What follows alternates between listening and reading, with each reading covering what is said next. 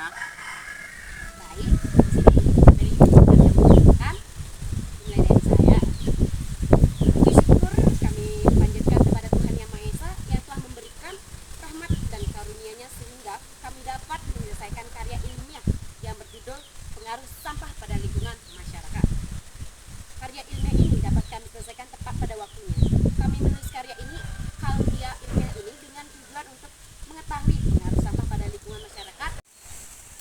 Puji syukur kami panjatkan kepada Tuhan Yang Maha Esa yang telah memberikan rahmat dan karunia-Nya sehingga kami dapat menyelesaikan karya ilmiah ini yang berjudul Pengaruh Sampah pada Lingkungan Masyarakat. Karya ilmiah ini dapat kami selesaikan tepat pada waktunya. Kami menulis karya ilmiah ini dengan tujuan untuk mengetahui pengaruh sampah pada lingkungan masyarakat, serta untuk memenuhi tugas yang diberikan oleh guru mata pelajaran psikologi sebagai tempat untuk mendapatkan nilai dari tugas ini. Dalam pembuatan karya ilmiah ini terdapat berbagai hambatan, namun berkat bantuan berbagai pihak, karya ini dapat kami selesaikan. Oleh sebab itu, kami mengucapkan terima kasih kepada pertama, Tuhan Yang Maha Esa yang telah memberikan segala nikmat kesehatan kepada kami. Kedua, orang tua kami yang telah memberikan nasihat, perhatian, serta semangat yang tidak ada henti-hentinya kepada penulis agar selalu terus bersemangat pantang menyerah.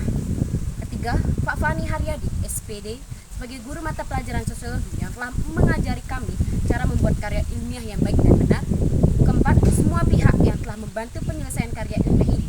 Kami berharap untuk dapat membuat kalian semua bangga. Kami menyadari bahwa dalam tulisan ini belum sempurna penulisannya maupun isi dari karya ilmiah ini.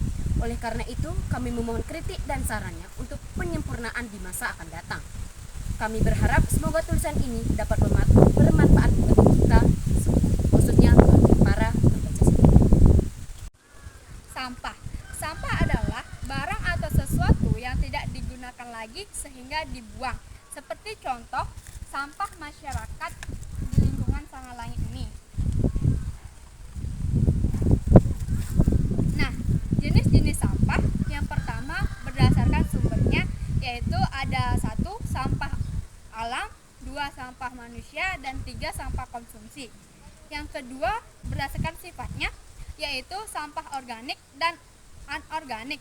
Berikut adalah contoh dari sampah organik dan anorganik. Ini adalah sampah organik, yaitu sampah sayuran dan dedaunan. Kalau yang ini adalah sampah anorganik, yaitu sampah plastik. Nah, dampak yang ditimbulkan sampah bagi kehidupan masyarakat yaitu dampak terhadap kesehatan. Penyakit-penyakit yang dapat ditimbulkan adalah sebagai berikut. 1. Penyakit diare, 2. Penyakit jamur, dan 3. Sampah beracun. Dampak sampah terhadap lingkungan. Berdasarkan lingkungan yang mengalami pencemaran, secara garis besar, pencemaran lingkungan dapat dikelompokkan menjadi pencemaran tanah, air, dan udara. Pencemaran tanah adalah keadaan di mana kimia buatan manusia masuk dan mengubah lingkungan tanah alami. Pencemaran tanah yang ditimbulkan oleh sampah, misalnya ditinjau dari segi kesehatan sebagai tempat bersarang dan timbulnya berbagai macam penyakit, sedangkan ditinjau dari segi keindahan, tentu saja menurunnya estetika atau tak sedap dipandang mata. Akibat yang ditimbulkan oleh pencemaran tanah antara lain: A. Terganggunya kehidupan organisme terutama mikroorganisme dalam tanah. B. Berubahnya sifat kimia atau sifat fisika tanah sehingga tidak baik untuk pertumbuhan tanaman. C. Mengubah dan mengaruhi keseimbangan ekologi. Pencemaran air. Pencemaran air adalah peristiwa masuknya zat, energi, unsur atau komponen lainnya ke dalam air sehingga menyebabkan kualitas air terganggu. Bahaya sampah plastik bagi kesehatan dan lingkungan masyarakat. Salah satu faktor yang menyebabkan rusaknya lingkungan hidup sampai saat ini adalah faktor pembuangan sampah plastik. Kantong sampah plastik telah menjadi sampah yang berbahaya dan sulit dikelola. Dibutuhkan waktu sekitar 1000 tahun agar plastik dapat terurai oleh tanah dengan sempurna. Ini adalah sebuah waktu yang sangat lama. Saat terurai, partikel-partikel plastik akan mencemari tanah dan air tanah. Jika dibakar, sampah plastik akan menghasilkan asap beracun yang berbahaya bagi kesehatan, dan apabila proses pembakarannya tidak sempurna, plastik akan mengurai di udara sebagai dioksin. Senyawa ini sangat berbahaya bila terhirup manusia. Dampaknya antara lain memicu penyakit kanker, hepatitis, pembengkakan hati, gangguan sistem syaraf, dan memicu depresi.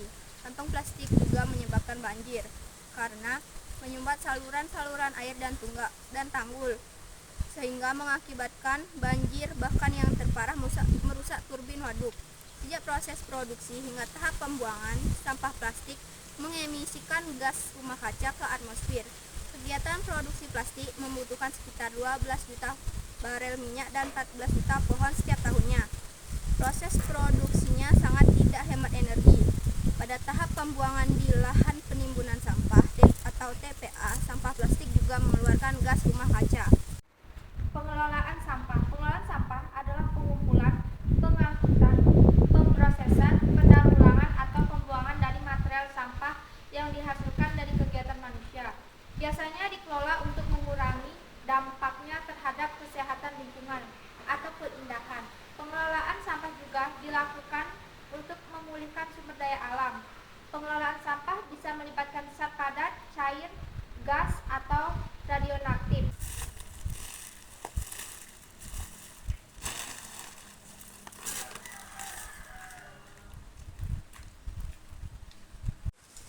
Cara untuk mengatasi masalah sampah. Ada 4 prinsip, yaitu 1. Reduce atau menanggulangi. Sebisa mungkin lakukan minimalisasi barang atau material yang kita gunakan. Semakin banyak kita menggunakan material, semakin banyak sampah yang dihasilkan. Yang kedua, reduce atau memakai kembali. Sebisa mungkin pilih barang-barang yang bisa dipakai kembali. Hindari pemakaian barang-barang yang disposable atau sekali pakai lalu buang. Hal-hal ini dapat memperpanjang waktu pemakaian barang sebelum menjadi sampah. Yang ketiga, ada recycle atau mendaur ulang. Sebisa mungkin barang-barang yang sudah tidak berguna lagi bisa didaur ulang. Tidak semua barang yang bisa didaur ulang. Namun saat ini sudah banyak industri non formal dan industri rumah tangga yang memanfaatkan sampah menjadi barang lain. Yang keempat, replace atau mengganti. Teliti barang-barang yang kita pakai sehari-hari. Gantilah barang-barang yang hanya dipakai sekali dan barang yang lebih tahan lama. Telitilah agar kita hanya memakai barang-barang yang ramah lingkungan. Misalnya, ganti kantong kresek kita dengan keranjang belanja pada saat belanja. Dan jangan pergunakan styrofoam karena dua bahan ini tidak bisa digradasi secara alami. Berdasarkan uraian yang dipaparkan, maka dapat disimpulkan sampah merupakan material sisa yang tidak diinginkan setelah berakhirnya suatu proses. Sampah merupakan konsep buatan manusia. Dalam proses alam tidak ada sampah, yang ada hanya produk-produk yang tak bergerak. Sampah dapat beredar pada setiap fase materi, yaitu padat, cair, atau gas. Ketika dilepaskan dalam 2 fase yang disebutkan terakhir, terutama gas, sampah dapat dikatakan sebagai